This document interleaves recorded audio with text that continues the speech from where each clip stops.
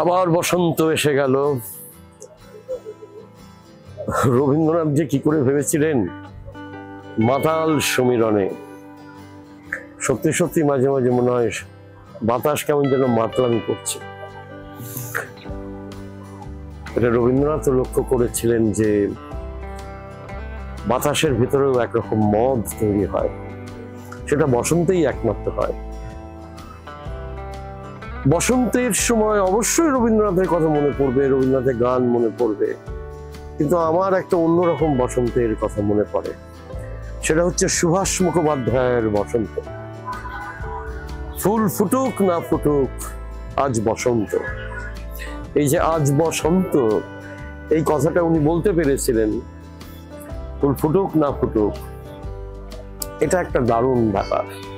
অত্যন্ত একেবারে বাস্তবের একদম মাটিতে দাঁড়িয়ে বসন্তকে, তাই বসন্তের সম্পর্কে যে ধারণা তাকে চ্যালেঞ্জ করা, এই চ্যালেঞ্জ করাই তো এক রকমের অ্যান্টি পোয়েট্রি, যা নিকানোর পাড়া লিখতেন, যা সুভাষ মুখোপাধ্যায় লিখতেন।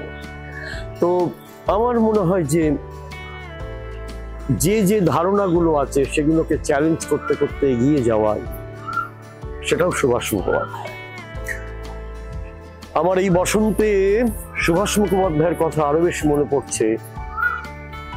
এরকম একটি বসন্তের দিনে আমি লেক গার্ডেন্স থেকে হাঁটতে হাঁটতে সুভাষদার বাড়ি খুবই কাছে, বাড়িতে গেলাম। বাড়িতে গিয়ে দেখছি, বাড়িতে বলতে বলতে ঢুকছি যে সুভাষদা ফুল ফুটুক না ফুটুক আজ বসন্ত। উনি একটা মৃদু হেসে দিয়ে বললেন এসো। আমি দেখলাম গিয়ে যে মেঝের মধ্যে ছোট ছোট সব কাগজের বল সারা মেঝে জুড়ে ছড়িয়ে রয়েছে, কাগজের বল। টাইপরাইটার, একটা বাংলাদেশ থেকে এক বন্ধু তাকে টাইপরাইটার দিয়েছেন, বাংলা টাইপরাইটার, সেটাতে করে লিখছেন, কাগজগুলো তুলছেন, তুলে পছন্দ হচ্ছে না বল করে ফেলে দিচ্ছেন। আর ওই বলগুলো, কাগজের বলগুলো ধুলো আর বালি, এরা দুজন নিয়ে খেলা করছে। ধুলো একটা বিড়ালের নাম, বালি আর একটা বিড়ালের নাম। এই ধুলো বালি ওরা ছিল, ওরা কাগজের বলগুলো নিয়ে খেলা করছে। আর মাঝে মাঝে গীতা দিয়ে এসে এই কি করছিস বলে বকাবকি করে কাগজের বলগুলো কুড়িয়ে ভেতরে নিয়ে চলে যাচ্ছে।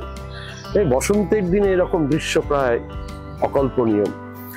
তারপরে, এবং এটা হচ্ছে সেই সময় যখন সুভাষদাকে তার পুরনো দিনের বামপন্থী বন্ধুরা একেবারে বয়কট করেছিল, একঘরে করে দিয়েছিল, ধোপানাপিট বন্ধ করে দিয়েছিল। সেই সময় আমি তো যেতাম, গিয়ে দেখতাম যে তার সারা শহরে বসন্ত, তার ভেতরে বসন্ত, এমনকি তার কবিতার লাইন যেগুলো লিখছেন সেগুলো আমি দেখতে পাচ্ছি না, কিন্তু মনে হচ্ছে না বসন্তেরই লাইন। অথচ এই কঠিন বাস্তবের মধ্যে দাঁড়িয়ে তিনি একেবারে অন্য ধরনের কবিতা লিখছেন। এই বসন্তকালে যখন কোকিল ডাকছে চারপাশে, তখন সত্যি সত্যি তার বাড়ি থেকে সেদিনকে বেরোনোর সময় আমি আরো একবার জোরে জোরে বলতে বলতে এগিয়ে গেলাম, ফুল ফুটুক আর না ফুটুক আজ বসন্ত।